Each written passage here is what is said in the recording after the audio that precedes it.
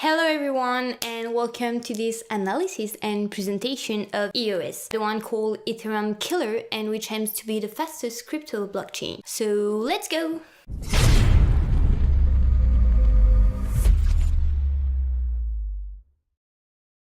EOS is an open source platform presenting itself as the most powerful infrastructure for decentralized application. The arrival of Ethereum with its smart contract paved the way for a decentralized application. Nevertheless, Ethereum is not fast enough to handle all the transactions of a single application, and we have seen it with CryptoKitties that have saturated the network alone. Today, Ethereum is thinking about several scalability solutions, and I'm sure they will get there eventually, but I think it will take a few years to have something usable on a very large scale. So Ethereum can at its maximum handle 15 transactions per second, where an application like Facebook will require 52,000 and Google 40,000. So according to a Steam article from its creator, EOS will be capable of 50,000 transactions per second, and the roadmap aims the 1 million transactions. So EOS is positioning itself as a direct competitor to Ethereum by offering a scalability solution that could allow decentralized apps to compete with centralized applications. The project is started by Dan Larimer, creator of Beachers and Steemit. He created Delegated Stakes Evidence, DPoS, a new validation system that allows EOS this speed, as well as the removal of transaction fees. EOS will allow the development of decentralized application by providing a fast network with no user's fee. So let's see how it works.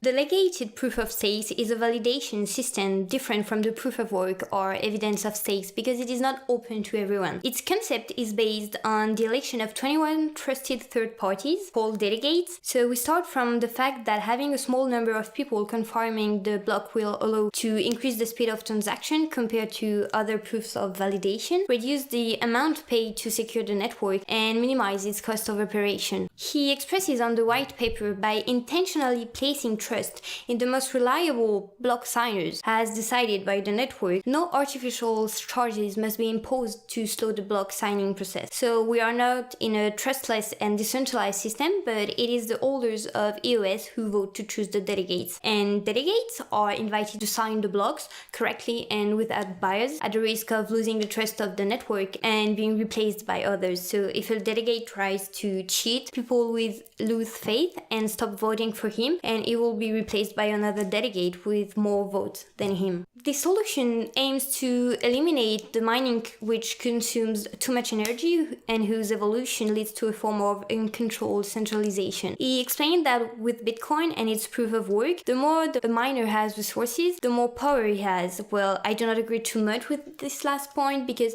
even with EOS, the problem can occur.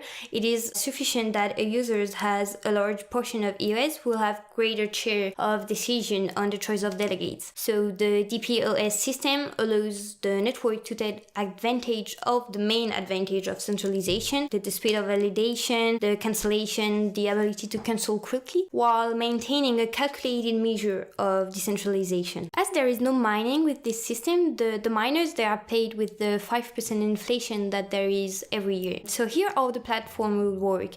To access the platform application, you will need to purchase EOS. Since there is no transaction fee, the currency will not be exchanged to access application. In fact, it keeps and represents your share of network uses. You can consume the resources of the blockchain proportionally to the number of EOS in your possession. So very roughly, if you have 1% of the total sum of EOS, you can use 1% of the transaction provided by the network. Users of the EOS network become shareholders with the possibility to vote for block validators and for certain decisions, and having the opportunity to use part of the network in proportion to their commitment. But then how these block validators running the blockchain are going to be paid? Well, the currency will suffer an inflation of 5% each year, and this 5% will be donated to validators. As there are no miners, all tokens are distributed via an auction over a period of 341 days via the Ethereum ERC20. These Ethereum tokens were traded for EOS wages when the ICO was completed the 1st of June 2018. So it extends its token distribution over 1 year to allow the community to become familiar with the project and to have time to acquire it. Tokens do not have fixed price, and they are set according to the market demand, which does not give too much advantage to the big buyers. There is a daily distribution of 2 million